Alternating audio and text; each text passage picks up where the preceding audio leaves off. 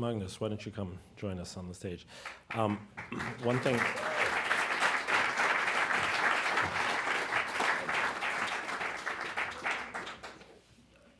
I couldn't be happier to be able to announce that Magnus's term as composer in residence is being extended for a third year, and this is no arbitrary decision. It's based on a kind of inevitable feeling that I think we've all had, based on the way it's going, and the real success that that I think the partnership has had, both in paying dividends for the orchestra certainly, and for our audiences, but I think also for you and what we talked about.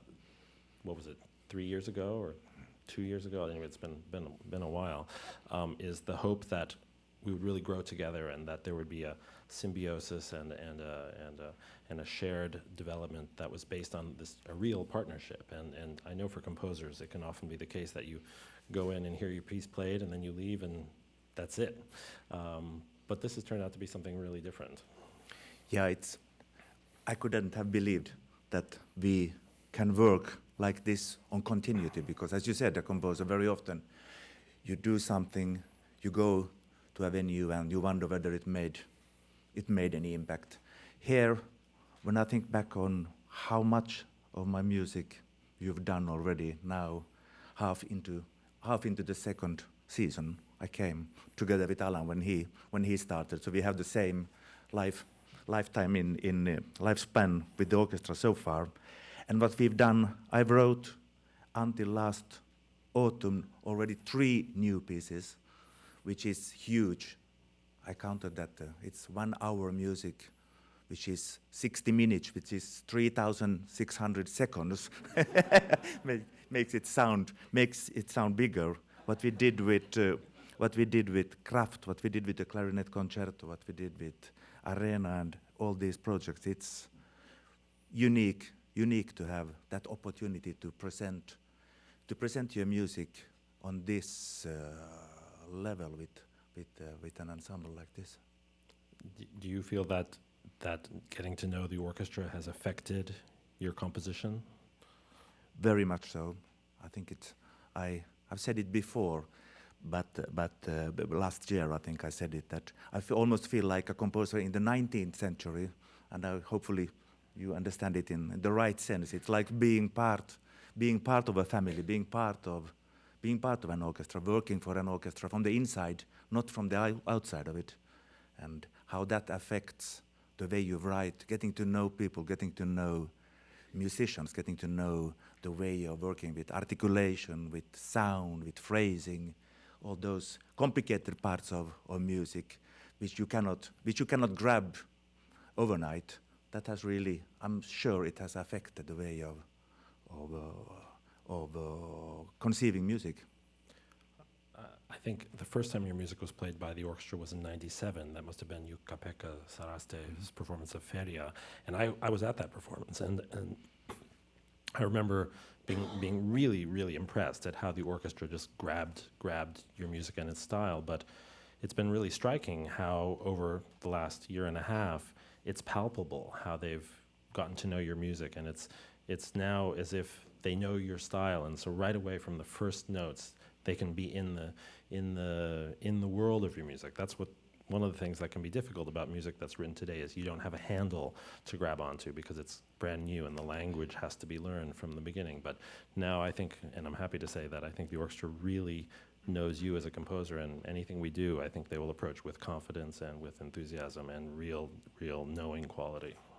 Oh yeah, and I mean the collaboration with you, which has been truly amazing, because working with people to whom you don't have to sort of sell what you are trying to do, not explain what you're doing, it's natural, it's there.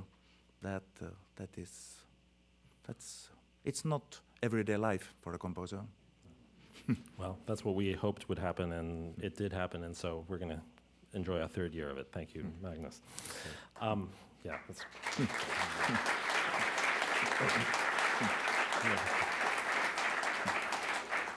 Don't go just yet, because I'd love to hear you talk a little bit about Contact very quickly, just the 2 programs we're doing, and yeah. Yeah, this, I think after Grisset in November, we sat down with Alan, and I said to him that I don't know any other contemporary music group on the level of the New York Phil playing these kind of things, with the Philharmonic approach, with the projection of sound, with the total commitment of it, both technical and artistic. It's the best contemporary music ensemble. So having this as an extension to the repertoire of symphonic music and concerto music, also having access to work with smaller ensembles and the huge amount of wonderful music written for less than symphonic size ensembles, I think that has been a great extension to the work of the orchestra. And we so far already did 10 premieres, and it continues. We'll have 2 new programs for next season, one with Alan, which will present Nali Gruber, a fantastic composer that is truly one of those things you have to see and hear. We have he's a unique spirit, and he'll be serving as chansonnier for his famous work Frankenstein, and you can't miss it.